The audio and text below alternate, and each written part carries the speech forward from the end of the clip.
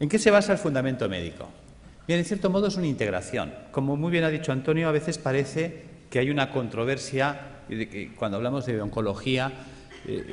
Estamos hablando de acidificación, estamos hablando de alcalinización. ¿Quién tiene razón? ¿El cáncer es un problema alcalino? ¿El cáncer es un problema ácido?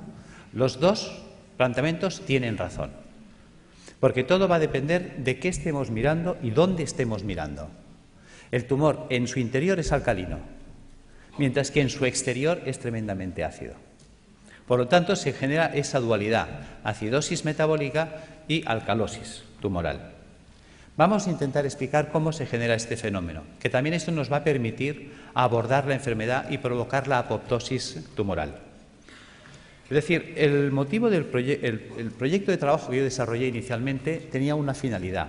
Como yo trabajaba en hospital, me movía en hospital, estaba formado con la línea de hospital, veía realmente que en aquella época, pues, si tenemos una leucemia, un linfoma o un cáncer de mama, es igual, según sea de niños o de adultos, pues la única solución que teníamos era la quimioterapia.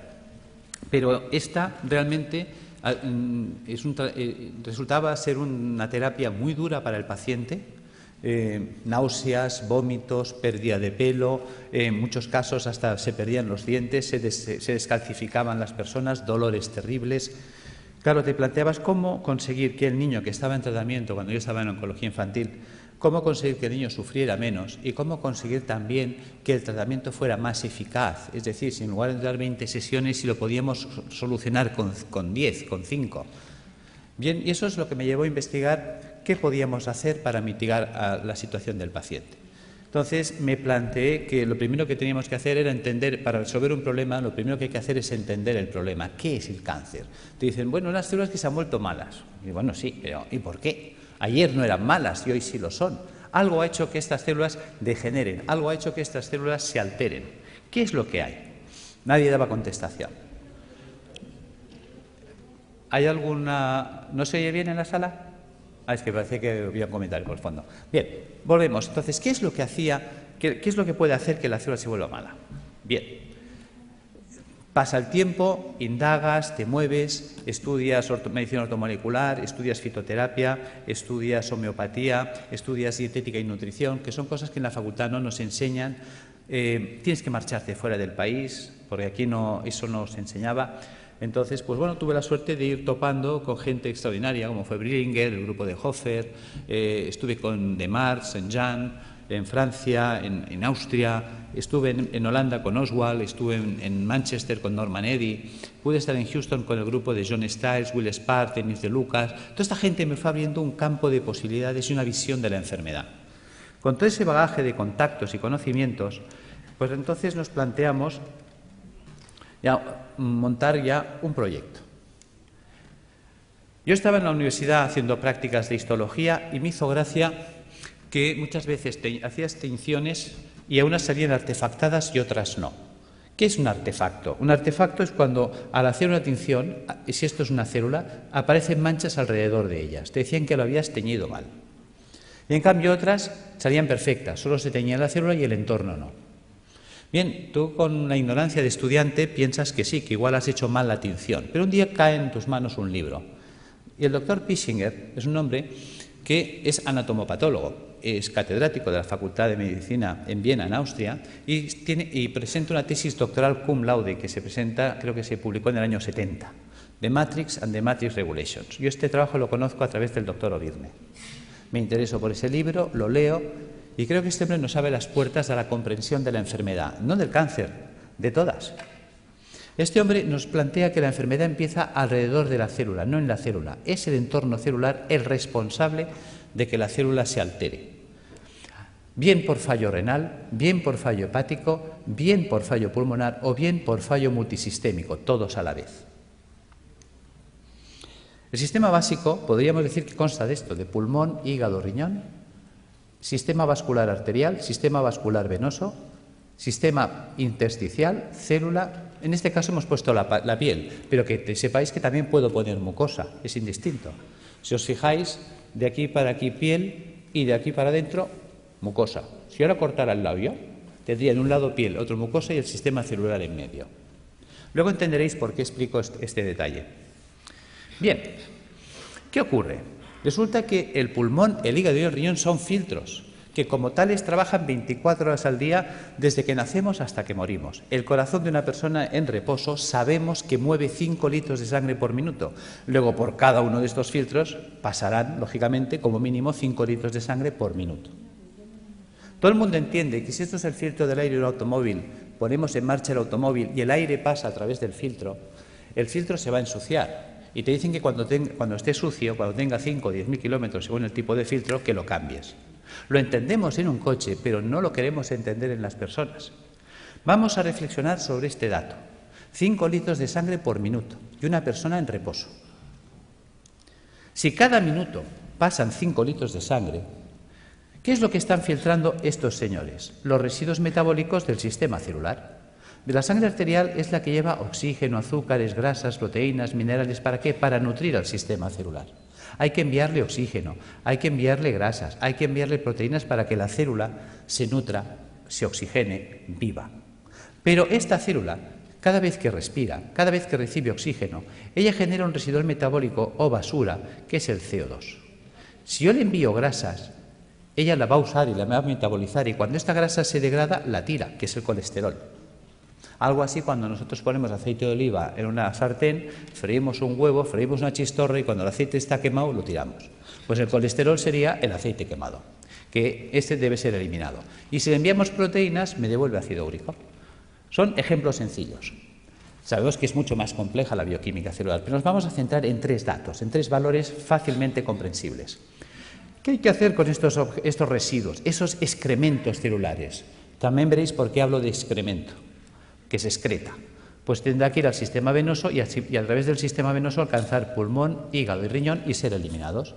Fácil es entender que si la célula genera 3 bolsas de basura y eliminamos 3 bolsas de basura, no hay problema. Resulta que estos residuos son de carácter ácido. Ácidos grasos, ácido úrico, ácido carbónico. Bien, mientras el cuerpo sea capaz de hacer esto, no hay problema. Volvamos, rebobinemos. Hemos dicho que el corazón de una persona en reposo mueve 5 litros de sangre por minuto. Eso quiere decir que si en un minuto pasan 5 litros de sangre por el pulmón, el hígado y el riñón para ser filtrados, en 60 minutos pasarán el equivalente a 300 litros. 60 minutos es 1 hora, luego son 300 litros por hora, que no lo pensamos.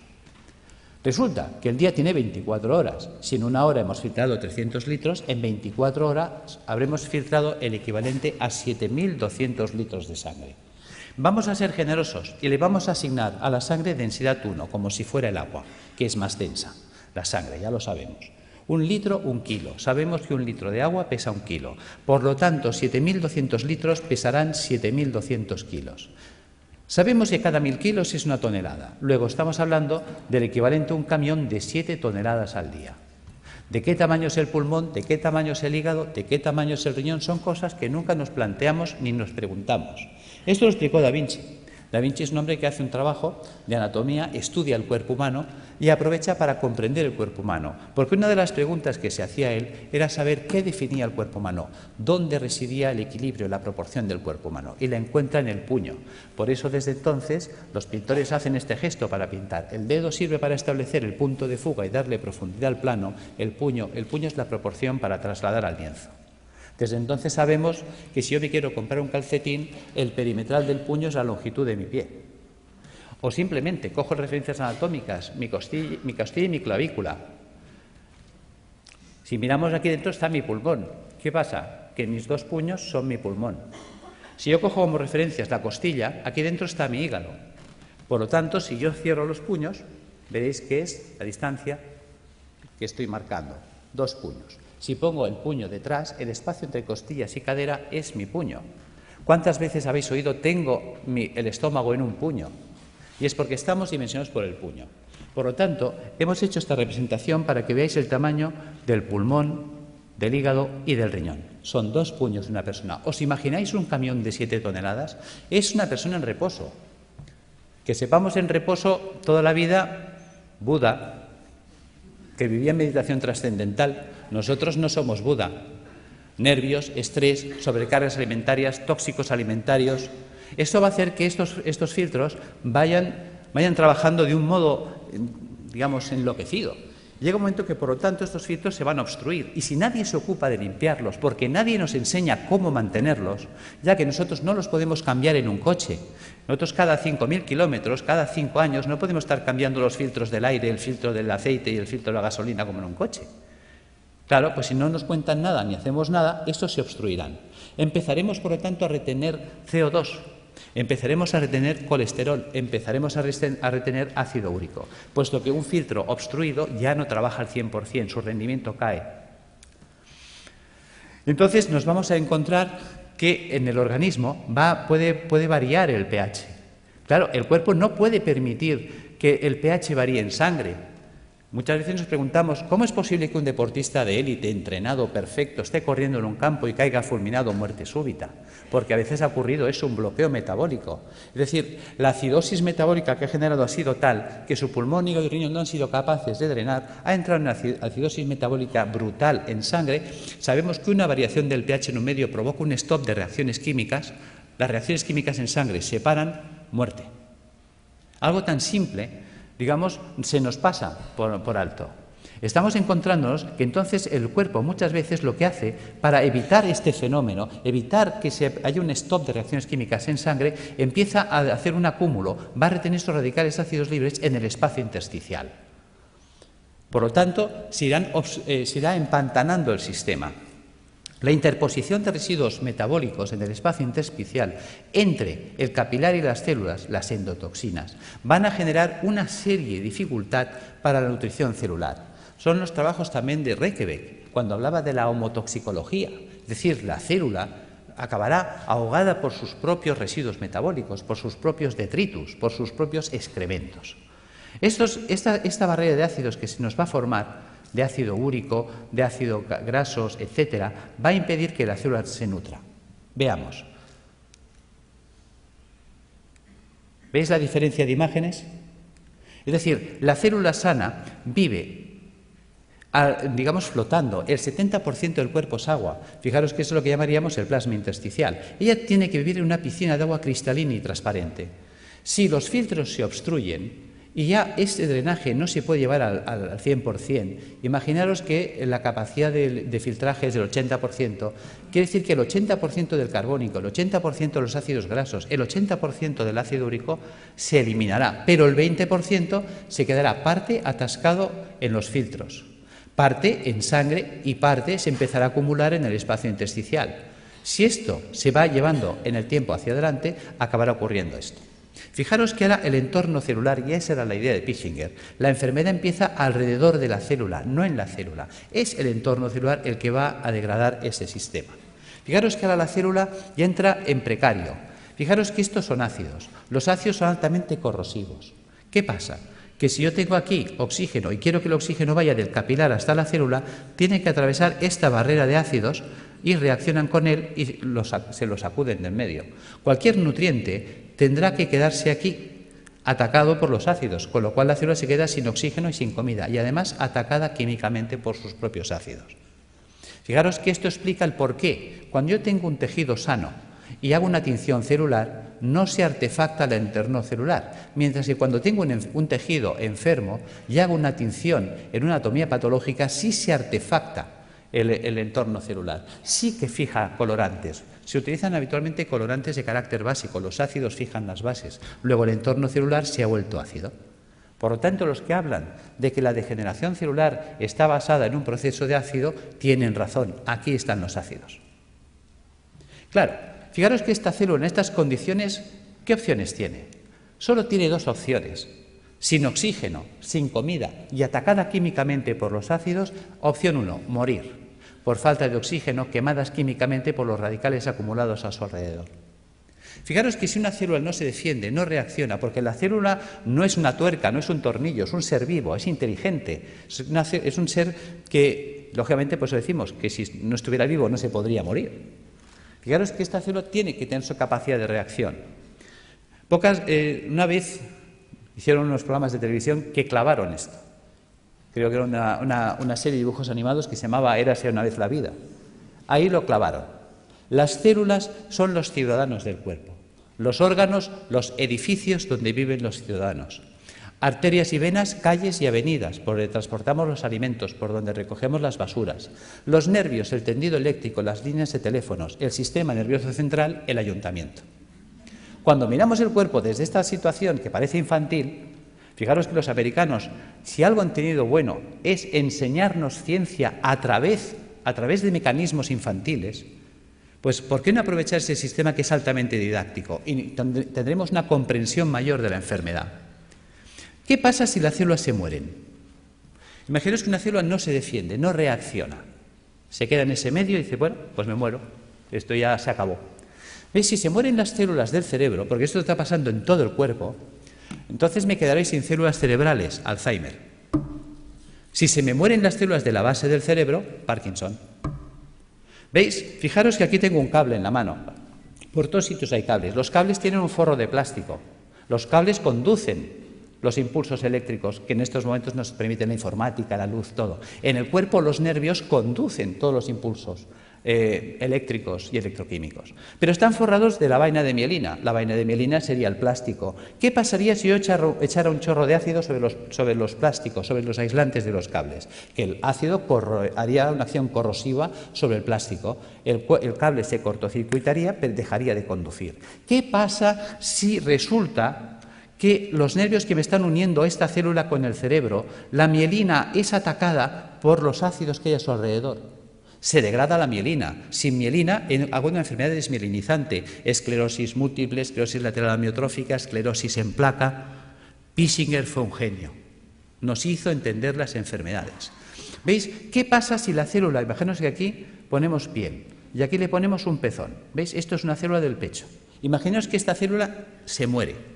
¿Ves? Un tejido con células muertas es un tejido fibroso.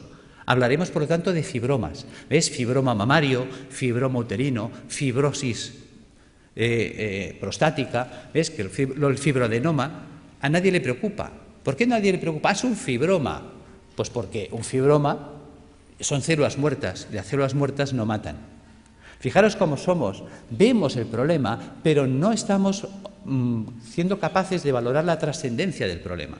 ¿Ves? Mientras tanto, si se mueren las células del pulmón, amigo, fibrosis pulmonar, fibrosis hepática si se mueren las del hígado, fibrosis renal si se mueren las del riñón. Y fíjate que decimos fibrosis pulmonar de causa idiopática. ¿Y por qué hablamos de causa idiopática? Porque estamos acostumbrados a que si no hay bichito no hay causa. Entonces tiene que haber el bichito. Y si no encontramos la bacteria de turno, el hongo de turno o el virus de turno, entonces no sabemos por qué se ha fibrosado el pulmón. Y es tan sencillo como esto. Al pulmón le está llegando más basura de la que puede tirar. Y es una basura de carácter ácido. Imaginaos que yo soy una célula pulmonar, tengo que recibir el carbónico, tirarlo, coger el oxígeno, meterlo. Y estoy todo el santo día trabajando como un burro. Y de pronto me empieza a llegar más carbónico del que puedo tirar porque yo estoy agotado. Al final yo acabo sepultado en carbónico. El carbónico químicamente me quema. Al quemarme me muero. No es tan difícil de entender. Y eso pasa en el hígado, pasa en el riñón. ¿Ves? Son las enfermedades esclerosantes que llamamos, que están ahí en el saco perdidos de Dios. Las enfermedades de carácter idiopática. Claro, para eso no hay tratamiento, porque no hay la pastillita. Bien, ¿qué ocurre si la célula sobrevive? ¿Ves? La célula decide no morirse, va a luchar. Hay células que se rebelan. Yo soy un superviviente, yo voy a luchar. ¿Cómo lo hace? Hay 4 mecanismos. Uno, hacer un globo de agua. Voy a retener agua y me voy a envolver en agua. Me monto mi mini piscina. Vale. ¿Ves? Estoy desplazando los ácidos, mantengo un canal de comunicación con el sistema celular, con el capilar arterial y recibo nutrición y tiro la basura fuera. ¿Veis? Fíjate que en el sistema celular del cuerpo funciona el dime tú qué sabes. O lo que hacemos todos en un examen cuando nos hace una pregunta y no sabemos. Miramos al de al lado. Oye, ¿tú qué haces? Dice, yo me echo un globo de agua. Dice, vale, yo te me hago otro. Y la de al lado me copia. Y se empiezan a copiar todas las células. Si todas las células empiezan a retener un globo de agua, es esa persona que empieza a engordar, y ya puede hacer dietas que no adelgaza. ¿Ves? Hay gente que dice, es que yo he ido a una clínica carísima, me han cobrado 6.000 euros, me han tenido 5 días a agua y he engordado. Yo tengo pacientes que vienen diciéndome esto. Yo, claro, porque tu cuerpo se está defendiendo de la acidosis metabólica reteniendo el agua. Y el agua, aunque sea calorías cero, el agua pesa. Y si esa persona retiene el agua, se la queda, aumenta de peso. ¿Veis? Este es el tema. Opción 2, tamponar. ¿Qué es tamponar? Tamponar es convertir un ácido en una sal. ¿Veis? Fijaros, por ejemplo, aquí tenemos una imagen de un hueso y una imagen de un hueso pues ya osteoporótico, lleno de agujeros, parece un queso gruyère. ¿Veis? Yo tengo ácido clorhídrico, que es un ácido terrible. Yo podía hacerlo reaccionar con hidróxido sódico. Con el OH del hidróxido sódico y el hidrógeno, el hidrogenión del clorhídrico, puedo formar H2O. Y con el cloro y el sodio, cloruro sódico. ¿Veis? He convertido el ácido clorhídrico en cloruro sódico. Fijaros que si yo tengo una jarrita de ácido clorhídrico y dejo caer un chorrito en la mano, tal como cae el chorrito, me perfora la mano más rápida que un Black & Decker. Lo sabéis. Es terriblemente corrosivo. Mientras que yo puedo coger la sal, el cloruro sódico a puñados y soltarlo y no pasa nada. Por lo tanto, el cuerpo hace lo mismo. Quitarle a Juan para darle a Pedro. Cuando un tejido vital entra en compromiso, ¿qué hace el cuerpo? Sacrifica una estructura para mantener viva otra. Entonces, si yo tengo ácido úrico en el espacio intersticial, ¿qué puedo hacer? Pues empezar a robar minerales de los huesos. Si tengo ácido úrico, formaré urato sódico. Si tengo ácido palmítico, palmitato sódico. Si tengo ácido carbónico, carbonato cálcico. ¿De dónde puedo robar calcio y sodio? De los huesos. Y empezamos a entender la osteoporosis, la artrosis, la artritis, el ataque ácido a los huesos. ¿Veis? Y aparecen entonces calcificaciones en los tejidos blandos. Uy, tienes calcificaciones en la mama, tienes calcificaciones en el pulmón. Fíjate que el cuerpo nos está avisando. Te está diciendo que el siguiente paso, ¿cuál va a ser? ¿Ves? Nos queda un paso que es el drenaje. Fijaros, volvamos atrás, que yo por la piel puedo eliminar carbónico. Yo por la piel puedo eliminar grasas, tengo el cutis graso, lo habéis visto 1000 veces. Yo por la piel saco amoníaco, urea. Veis que hay gente que mancha las amarillas, las camisas, los sobacos de cercos amarillos, urea. ¿Veis? Si yo saco un sudor excesivamente ácido por la piel de la célula, ya que antes de morir, ¿qué hace? Empieza a echarlo todo por la piel. Si saco un sudor muy ácido por la piel, se me quemará la piel. Ataque químico, dermatitis, psoriasis, eczemas. Por eso dicen que la psoriasis no se cura, porque la quiero curar con una pomadita desde fuera, cuando el problema está dentro. ¿Veis? Vamos entendiendo las enfermedades. Realmente nos abrió los ojos. Si yo entiendo la enfermedad, yo puedo resolver la enfermedad. Si yo entiendo el problema, yo puedo resolver el problema. Lo que no podré es nunca resolver un problema que no entiendo o no quiero entender. Esta es, diríamos, la situación en la que nos encontramos. ¿Veis? Podemos hacer el drenaje hacia las mucosas, que decíamos antes. Si en lugar de drenar hacia la piel, dreno hacia las mucosas, pues entonces tendríamos un problema a nivel de mucosas, llagas de boca, llagas de esófago, llagas de estómago, colitis ulcerosa. Claro, la gente dice, oye, ¿qué es lo que y por qué hay gente que drena por la boca y otros drenan por el colon y otros drenan por el estómago u otros drenan por la piel? Porque el cuerpo, hemos dicho, que es como una ciudad donde el sistema nervioso central es el ayuntamiento. Ejemplo. ¿Veis? Creo que hubo una época en la que Madrid tenía un conflicto de basuras. Y entonces se reúne el Cabildo y decide montar pues un vertedero de las basuras de Madrid, creo que fue en San Sebastián de los Reyes. Pregunta, ¿qué ciudad se contaminó? Respuesta, San Sebastián de los Reyes. Claro, llega un momento que la gente de San Sebastián de los Reyes está hasta aquí de la basura de Madrid. Y dicen, oye, a ver, ¿qué hacemos? Bueno, el Cabildo de Madrid se da cuenta de que es verdad, se reúne y dice, bueno, ahora vamos a tirar la basura hacia Madrid, a Toledo. ¿Quién se va a contaminar ahora? ¿Veis? El cuerpo hace lo mismo. El sistema nervioso da órdenes y las células ejecutan las órdenes. Dicen, tira la basura por la boca. Pues el tío por la boca, pues llagas de boca. Oye, tíralas por el recto. Pues el tío ahí, colitis ulcerosa. Oye, tíralas por la piel. Pues mira, psoriasis. No las tires, coge todo el calcio y todo el sodio que quieras del hueso, pues mira, artrosis, osteoporosis. ¿Ves? Según la orden que da, la célula actúa. ¿Veis? Fijaros que eso es importante entenderlo, aunque sea en clave de cómics. Opción 4, mutar. ¿Qué es mutar? Lo que hoy nos acontece, el cáncer. ¿En qué consiste la mutación? ¿Veis? Célula sana que muta a célula tumoral.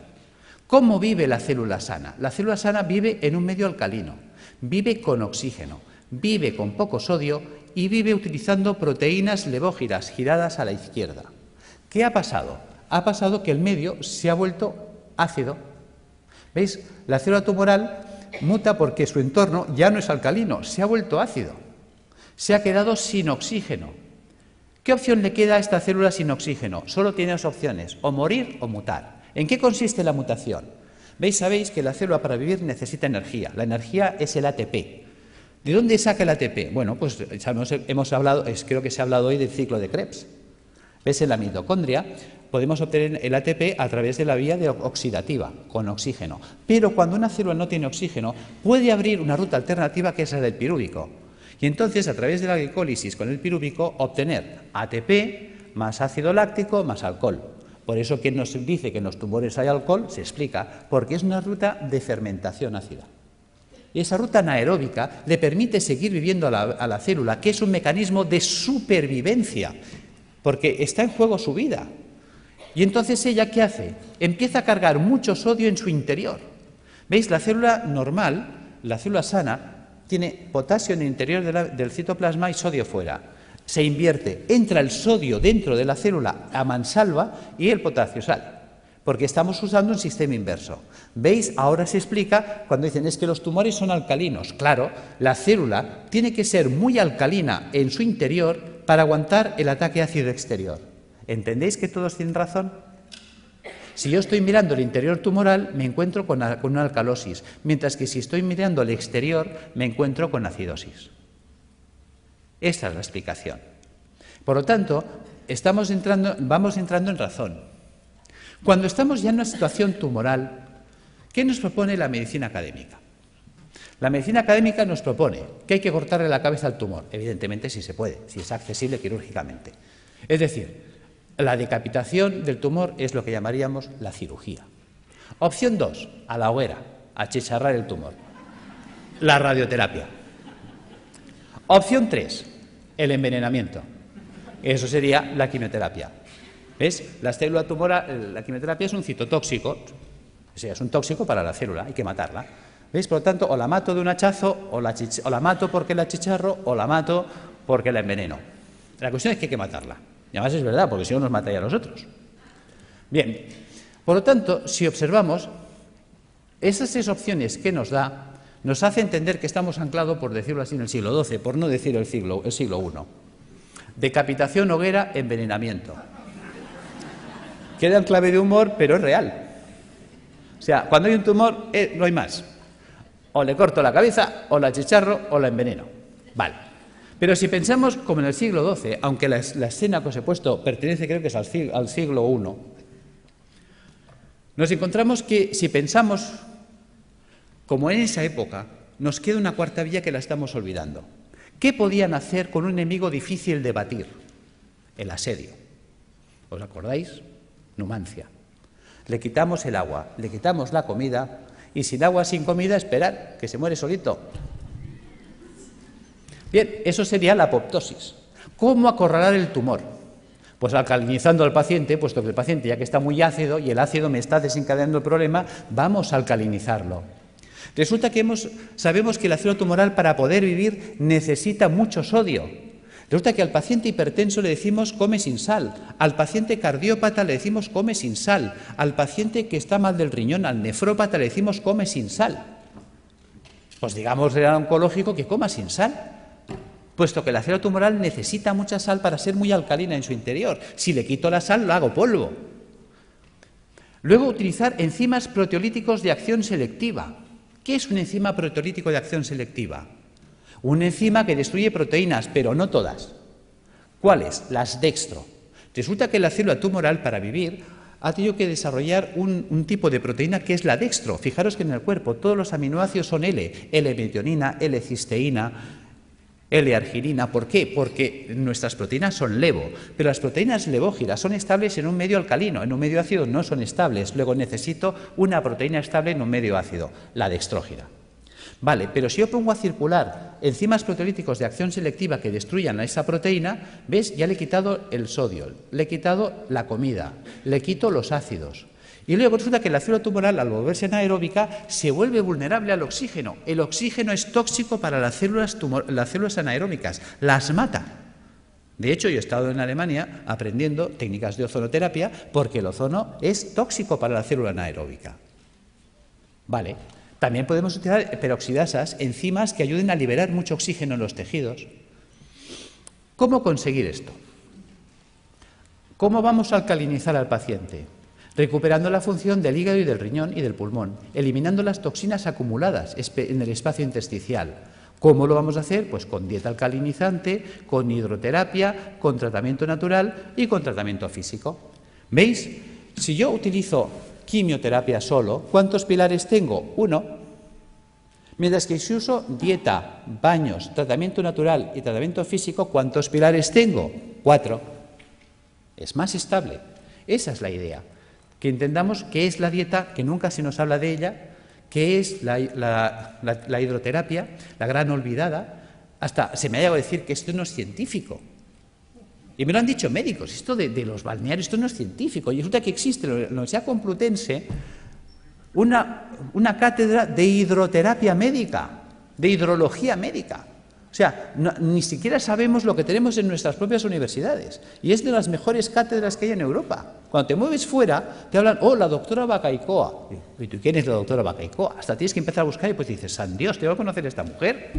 Cuando me cae el libro, y también, digamos, es un libro que he escrito, ahora no recuerdo el otro autor, que también es un profesor emérito, dices, ¡por Dios!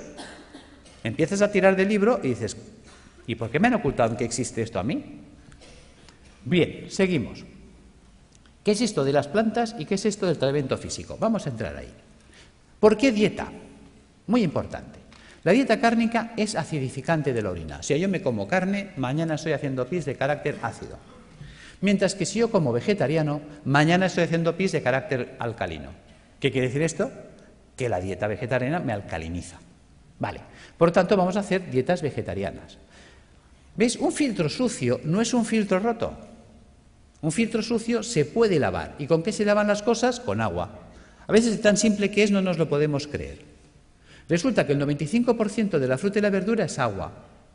Con la dieta vegetariana se lavan los filtros. ¿Veis? Ensalada, bistec y fruta. Quito el bistec. ¿Qué me queda? Ensalada y fruta. ¿Veis? ¿Os suena los viernes no comer carne? Claro que os suena. Que la gente dice, uy, eso es cosa de curas. Claro, la palabra cura viene de curar. Mens sana in corpore sano.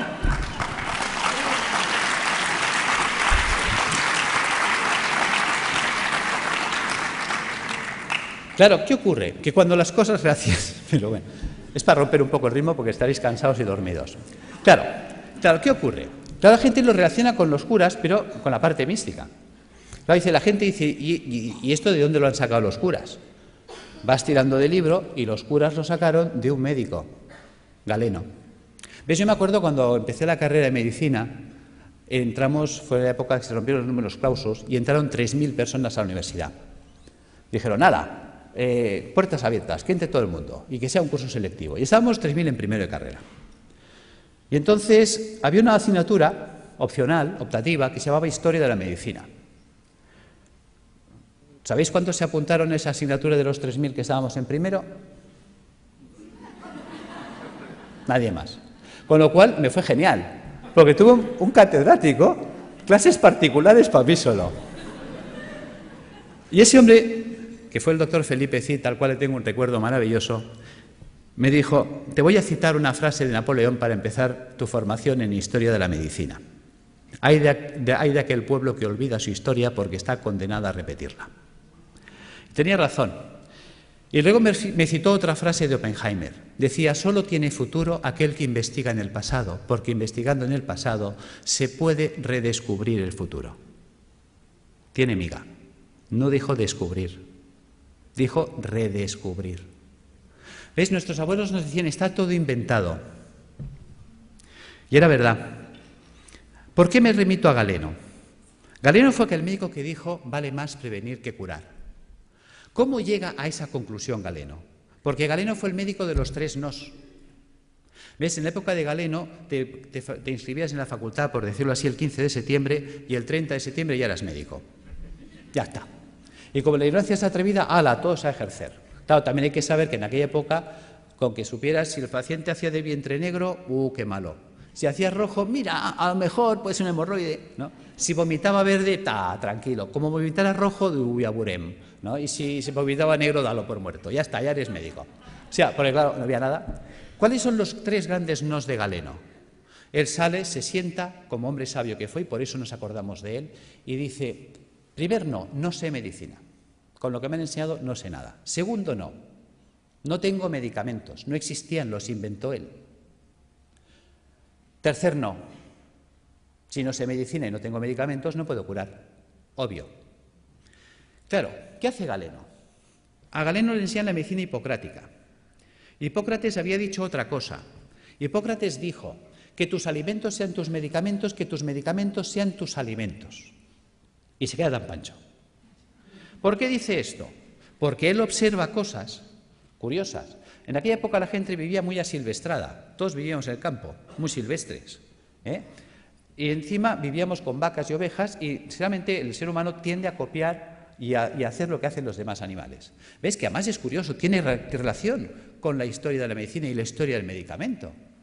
¿Veis? Fíjate que un vaquero, o sea, un señor que cuidaba vacas en Escocia, creo que fue, le contó a un veterinario que había observado, que le llamaba la atención desde pequeño, que cada vez que una vaca le salía un tumor o un bulto en la mama, en las ubres, pues que dejaba de comer pasto normal y se iba a buscar una planta que nunca la comía, que nadie la quería. O sea, tú se la ofrecías y te la escupía. Pero cuando tenía un tumor o un bulto en las ubres, iba como loca a buscarla. ¿Y qué iba a buscar esa vaca? Vinca, la vinca per vinca. Resulta que el veterinario no deja en saco roto el comentario del pastor, sino que coge esa planta y se la lleva a la universidad y la analizan. Y se dan cuenta que es verdad, que en la vinca existe un principio activo antitumoral. De ahí salió la vincristina. ¿Os suena? ¿Veis? La historia del medicamento viene de las plantas. Pues lo mismo hizo Galeno. Galeno se da cuenta de que Hipócrates hablaba de que los pacientes que se ponían amarillos, es decir, el hígado, empezaban a comer como locos alcachofas, se veían alcachofas. Entonces, muchos mejoraban si comían muchas alcachofas. ¿Cuál era el problema? Que había que comer 60 alcachofas al día. Se establece un concepto de dosis.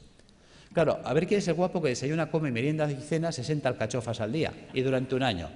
O sea, cuando le recomendabas a un paciente que hiciera eso, o que si estaba mal del riñón se comiera 60 cebollas, pues cogían el cesto, se iban a ver a Hipócrates y decían, mira, tío, que lo dejo, que me da igual, que yo me muero.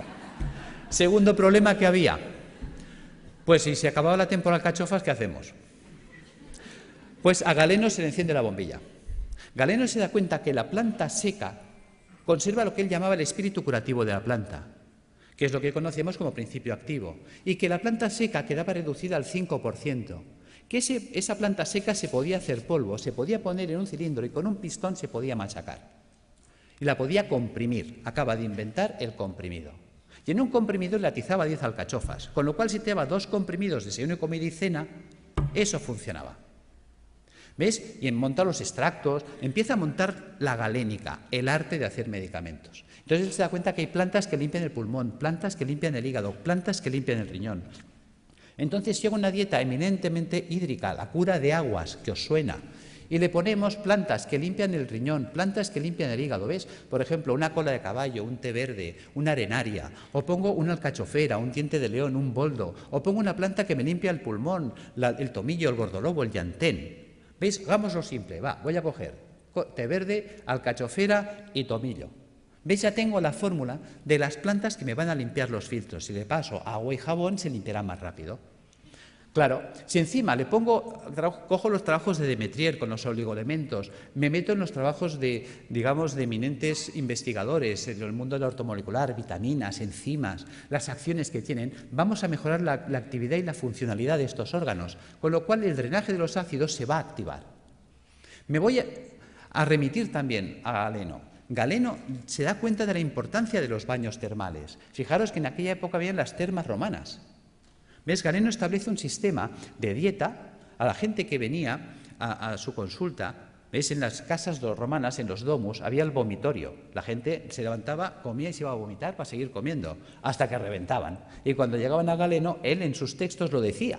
El paciente me llega gordo, seboso, sudoroso, con un sudor repelente, un fétor vomitivo y unas deposiciones putrefactas. Decía, está podrido por dentro.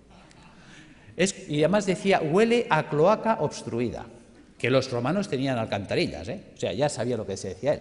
Fijaros, por lo tanto, decía, hay que desatascar la cloaca, es decir, todo el tubo digestivo. Entonces, él, por un lado, se da cuenta de la función del agua. ¿Cómo funciona el agua? El agua termal nos vamos entendiendo ya por qué funciona. ¿Veis? Las aguas termales son aguas calientes. Por lo tanto, si yo me sumerjo en agua caliente, ¿qué pasará con los poros de mi cuerpo? Se van a dilatar. Sabemos que el agua de los balnearios son aguas minerales. ¿Qué minerales tienen? Cloruro sódico, cloruro magnésico, cloruro potásico y así. A una concentración salina no menor de 20 gramos de sal por litro de agua. Resulta que el agua de nuestro cuerpo tiene 9,4 gramos de sal por litro de agua. Claro, se va a generar un gradiente de ósmosis. Los líquidos van de donde hay menos a donde hay más. Cuando yo me sumerjo en una bañera con agua caliente y salada, ¿veis? Fijaros que aquí en medio todos tenemos una vena gorda, que podríamos llamar que es la alcantarilla, donde van todos los residuos celulares. Pero si yo abro los poros y con la sal tiro para afuera, estoy sacando de mi cuerpo ácido carbónico, ácidos grasos, ácido úrico. O sea, realmente el baño termal es una diálisis percutánea, es un riñón, es un pulmón, es un hígado artificial de alto rendimiento y de bajo coste. Con el tiempo, lo que era del pueblo, porque fijaros que era la época de la res pública, la cosa pública, la época romana en la que vivía Galeno, que por lo tanto eran los baños públicos, las termas romanas, con el tiempo los baños pasaron a la aristocracia. Vale. Pero como todo se recicla, con el tiempo el baño que estuvo en la aristocracia volvió al pueblo. Y volvió simplemente por un tema de avaricia.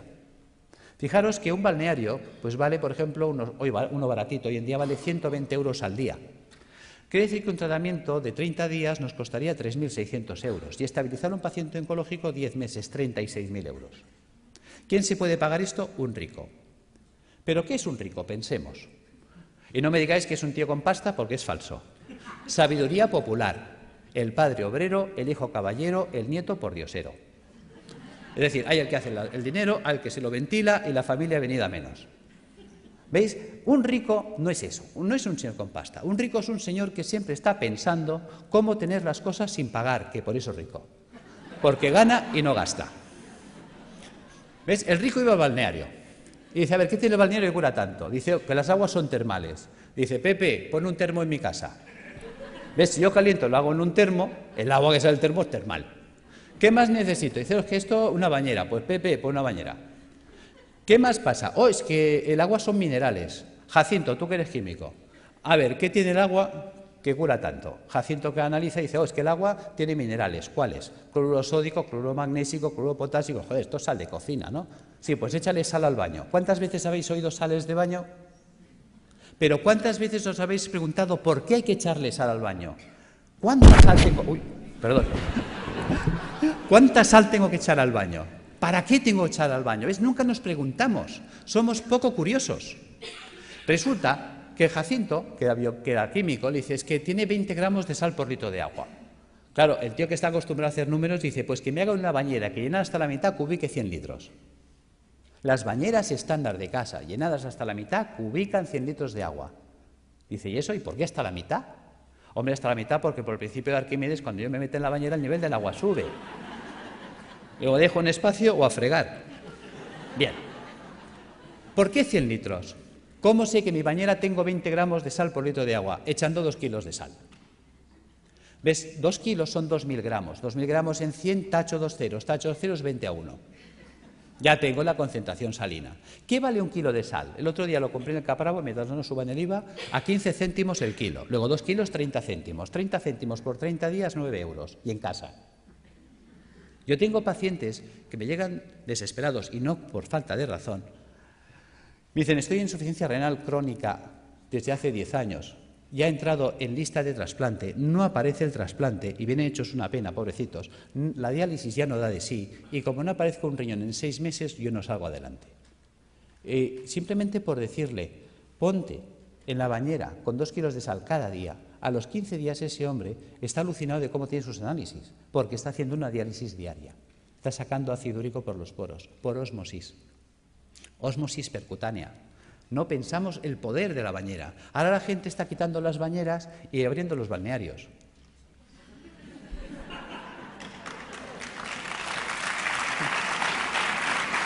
Bien.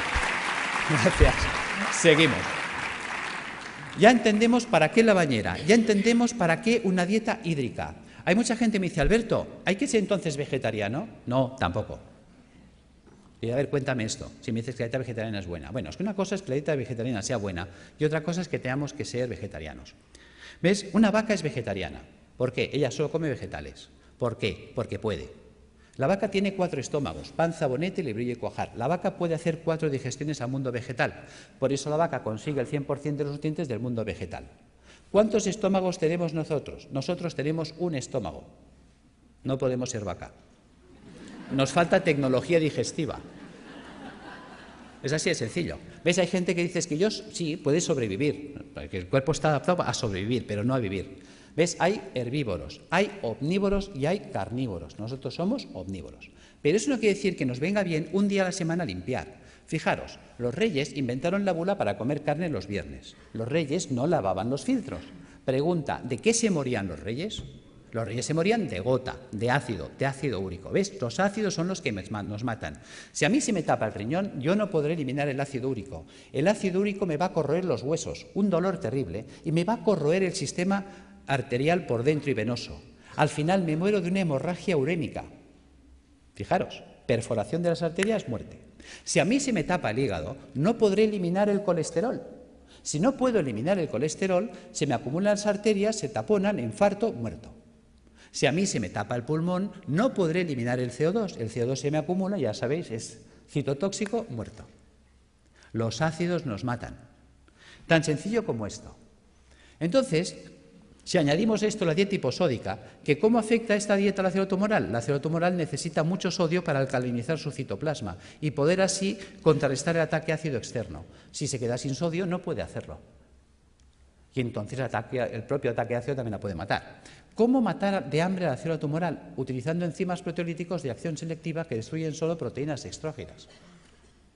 Ese fue el pecado de Chacón, encontrar enzimas que destruyen esas proteínas y mata de hambre a la célula, que es inocuo para el sistema, puesto que solo destruye proteínas dextrógenas que solo afecta a la colonia de células tumorales. La célula sana que no ha mutado, como ella sigue tirando de proteínas levógenas, a ella no se entera, no le afecta.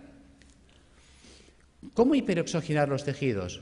El simple drenaje de toxinas, por el simple drenaje de las toxinas, hará que llegue oxígeno a los tejidos. La ozonoterapia, habéis visto algunos muy buenos resultados.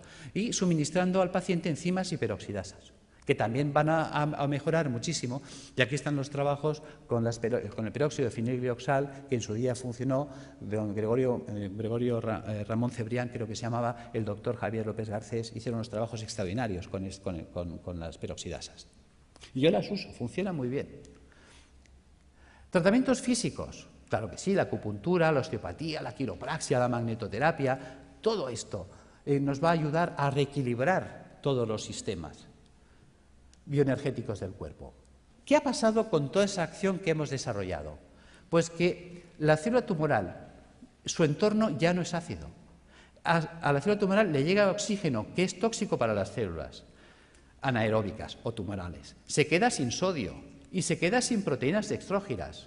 Traducido, la célula sana conserva íntegra toda su ruta metabólica, todo lo que ella necesita para vivir, mientras que la tumoral se la hemos quitado. Algo así como si yo tengo una célula que se ha adaptado a vivir en agua dulce, un pez que se ha adaptado a vivir en el agua dulce, y cojo ese pez y lo pongo en el mar otra vez. Ese pez de río en el mar se va a morir, aunque esté en agua, porque el agua es distinta. No es su ecosistema. Nos estamos cargando directamente el ecosistema de la célula tumoral, y eso nos conduce a la apoptosis. Sin sodio, sin proteínas extrógenas, sin ácidos y con oxígeno en el medio, la célula tumoral no puede vivir. Fijaros que yo puedo alcalinizar con bicarbonato sódico, claro que sí. Que podemos estar debatiendo si es un hongo el que desencadena el sistema o es un sistema que se ha acidificado y ha generado las condiciones para que esto suceda. Yo me inclino por lo segundo. ¿Veis? Fijaros, vamos a pasar estas dos imágenes. Las imágenes hablan por sí solas. ¿Veis? La célula normal tiene que vivir en una piscina de agua cristalina y transparente. Mientras que si nosotros no hemos cuidado, porque nadie nos ha hecho entender la importancia de comer un día a la semana vegetariano, de bañarnos un día a la semana en agua con sal, de tomar plantas depurativas que nos ayuden a tener limpios los filtros, mira qué fácil es. ¿Ves? Si nosotros desde pequeñitos acostumbramos a nuestros hijos a bañarse en la bañera con 2 kilos de sal, a comer vegetariano un día a la semana y a tomar una infusión de alcachofa, tomillo y té verde, esto estaría funcionando limpio toda la vida. Y entonces estaríamos siempre en estas condiciones. ¿Veis? Fijaros, si yo no limpio esto, ¿qué pasa? Que ahora esta célula que tendría que estar viviendo en una piscina de agua cristalina y transparente, ahora tiene que vivir en una piscina de aguas fecales, sus propios excrementos, porque a lo que hemos comentado antes, ¿veis? A esto, al ácido carbónico, al ácido graso y al ácido úrico le podríamos llamar el excremento celular. ¿Por qué le llamamos excremento celular? Vamos a ver. Si nosotros comemos, ¿qué hacemos? Caca. Y si nosotros bebemos, ¿qué hacemos? Pis. Pues si la célula come, hace caca, y si la célula bebe, hace pis. Esto es el pis y la caca celular. Si nadie se la recoge, la pobre célula tiene que vivir flotando en aguas fecales. Y mientras el agua no llega aquí, todos tranquilos, y diciendo, y no hagan olas, pero como la cosa empieza a subir, lo entendéis. ¿Veis? Posibilidades de que esta célula se infecte en una piscina de aguas fecales. Es como si tú tienes un hijo y tienes dos piscinas, una de agua limpia, cristalina, transparente y tratada y una fosa séptica llena de aguas fecales. Y le dices al niño, ¡hala, niño, haz aquí 4 piscinas en la fosa séptica! Se te muere el niño. Lo entendemos en ese ejemplo y no lo queremos entender aquí. Es algo tan gráfico como lo explicó Pischinger, es algo tan genial que dices, Dios mío, y tan simple de poder llevar al paciente a estas condiciones, que las cosas van a ir mucho mejor. Fijaros que todo vale incluso. Ya sé que José Antonio hasta me puede tirar el zapato, porque claro, cuando empezó mi trabajo, ¿cuál era el problema? Mi problema era que yo... Uy, perdón, ¿qué he hecho? Perdón. Vamos ya al fondo. ¿Cuál era el problema? Yo estaba trabajando con quimioterapia cuando empezó mi proyecto de trabajo. Y claro, no entendía cómo era posible que la quimio no funcionara si in vitro funcionaba. Y un día, cuando leo este trabajo, se me enciende la bombilla. Vamos a ver, supongamos que me viene un abogado ahora y me dice, Alberto, acabas de heredar una finca de la tía Carmeta en Tarragona. Pues vale, pues muy bien. Hombre, qué alegría, qué pena por la tía Carmeta, claro, pero también qué alegría por la finca. Son 600 hectáreas. Y dijo, Dios, te vas ahí y dices, pero yo soy médico. Ahora, me cojo un ingeniero agrónomo y me lo llevo para allá. Dice, a ver, tú ingeniero, ¿esto sirve para algo? Dice, hombre, está abandonada, está ruinosa esta finca, lleva 30 años que nadie la ha tocado, está silvestrada. ¿Pero vale o no vale? Dice, pues aquí cebada la que quieras. Dice, bueno, pues ponla en marcha. ¿Veis? Y ahora veo al ingeniero que coge el trigo o la cebada y empieza a echar la cebada entre los zarzales y los matorrales. ¿Tú qué dices? Dice, vaya ingeniero. Resulta que los médicos hacemos esto. Cuando tengo el paciente en situación tumoral, le atizo el suero en sangre y quiero que la molécula llegue a la célula.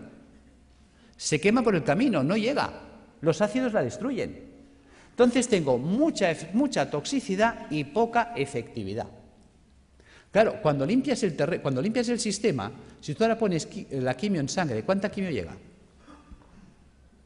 Toda. Manda huevos, que decía Trillos. Claro, con este sistema, ¿qué pasa? ¿Ves? La célula sana está harta, ha comido, está bien alimentada, ella no tiene hambre. Resulta que la que tiene hambre es la tumoral. Luego es mucho más sensible y por eso veíamos que hay pacientes que necesitan 20 o 30 sesiones, en 3 o en 4 entran en remisión completa. Ahí está la gracia. Es decir, que tampoco obliga a renunciar a nadie, porque el miedo es muy fuerte. Y si dejo el hospital, ¿qué me pasa? Que no te pasa nada, tío. O sea, que conseguimos que los pacientes tolerasen mejor. Pero es que estamos viendo cosas sorprendentes. Yo ahora he estado en Calcuta con los doctores Banerjee y ya el año pasado estuve con ellos en la Facultad de Medicina y me interesé muchísimo por sus trabajos. Llevo 20 años trabajando con la homeopatía y yo la utilizaba como para tratar el terreno, para desintoxicar el sistema, que son los trabajos de Reykjavik, que todo eso me ha ido muy bien. Pero cuando he puesto en marcha los protocolos de Banerjee, sorpresa. Una sorpresa preciosa ha sido un caso clínico, y con eso cierro, de una chica joven de 31 años que viene a mi consulta el mes de mayo, en muy malas condiciones. Esta chica, pues le detectaron un tumor cerebral estando embarazada de 34 semanas.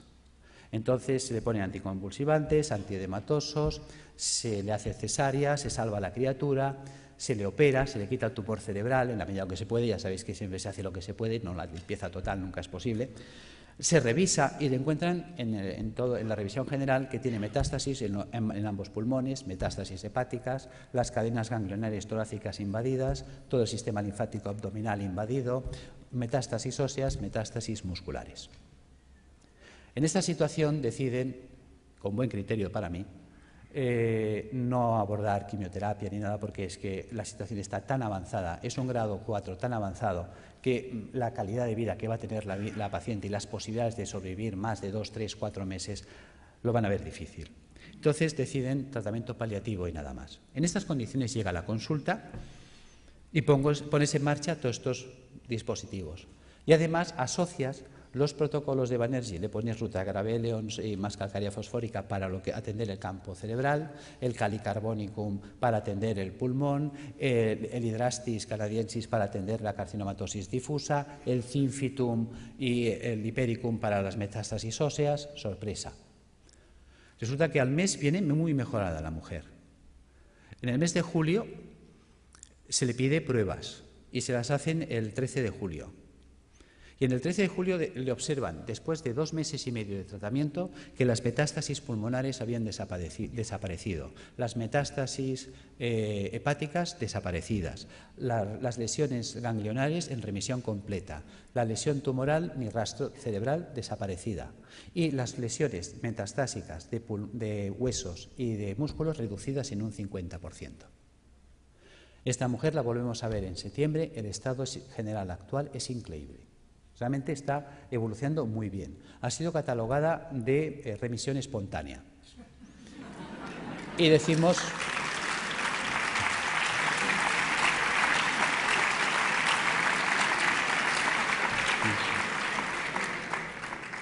Y es verdad, está respondiendo espontáneamente porque se está produciendo una apoptosis. Pero se está produciendo la apoptosis porque la paciente está haciendo lo correcto. Ha cogido un camino que le funciona. Hay veces que gente me dice, Alberto, ¿tú curas cánceres? No. Pero sí que damos un manual de instrucciones que permiten que el cuerpo se coloque en condiciones tales que entonces el cuerpo sí puede curarse a sí mismo. En fin, espero no haber sido pesado. Gracias.